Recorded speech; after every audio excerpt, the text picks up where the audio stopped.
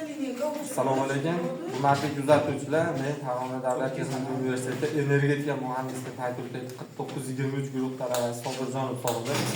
Bugungi laboratoriya mavzuyimiz asinxron qisqa tutashgan rotorli asinxron motorni ishga tushirish jarayonini ko'rib chiqamiz.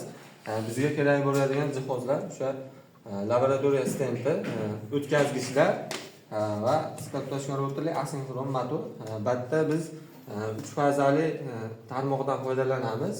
Hozir ishga tushirishda birgalikda ko'rib chiqamiz.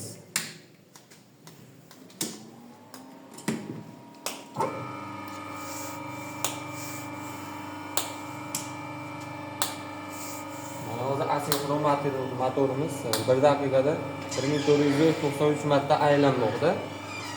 Asinxron motor hamyonboppligi bilan cho'l joylarda qo'llaniladi. Chidamliligi yaxshi.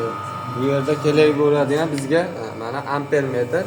Amper metrimiz mana 0.7302 marta ko'rsatmoqda.